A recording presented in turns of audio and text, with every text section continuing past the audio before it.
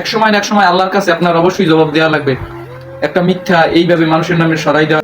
এই যে মকবুল সাহেব এবং যে মিষ্টি মেয়ে, ওনারা আমার পরিচিতও না, আমার এলাকারও না, আমার বাড়ির কাছেরও না, এদেরকে আমি চিনিও না, এরা আমার আত্মীয়ও না, কিন্তু তারপরে এই ব্যাপারটা একটু মনে হলো যে বলি, কারণ আমার এলাকার পাশে একজনের মানিজ্জাত হ্যারাসমেন্ট করা এটা আসলে ঠিক। প্রিয় দশমিনা আলিপুরবাসী, গতকালকে একটা নিউজ দেখলাম, দশমিনা আলিপুরা খলিশাখালী গ্রামের এক মুরব্বীর সাথে এক মেয়ের অবৈধ সম্পর্ক।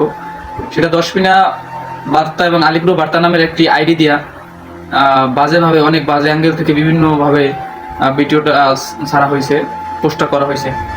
এখন ব্যাপারটা হলো ভাই, এই যে ভিডিওটা ছাড়লেন, বুঝলাম আপনার সম্পূর্ণ ব্যাপারটাই সত্য, বা আপনি যতটুকু জানছেন সবই সত্য কথা, কিন্তু এই যে মুরব্বীর তার মানিজ্জাত বা ওই মেয়ের যে মেয়ে যদি এখন সুইসাইড করে, তো এর দায়ভার কে নিবে? বুঝলাম এই মেয়ের অপরাধ করছে, এজন্য সুইসাইড করছে, কিন্তু এই মেয়ের বাবা মার সম্মানটা আপনারা কি করলেন? দেখেন, আসলে মানুষের দোষ থাকতেই পারে, হয়তো বা তার দোষটা একটু বেশিই ছিল, সেই ক্ষেত্রে এইভাবে করা উচিত হয় না। এক সময় না এক সময় আল্লাহর কাছে আপনার অবশ্যই জবাব দেওয়া লাগবে। একটা মিথ্যা এইভাবে মানুষের নামে সরাই দেওয়া, মেয়ের বাবার মানিজ্জাত আপনি একেবারেই ডুবাই দিলেন। তা নিজে বলেছেন, যদি কোনো ব্যক্তি কারো দোষ গোপন রাখে, তাইলে আমি তার দোষ কিয়ামতের দিন গোপন রাখবো।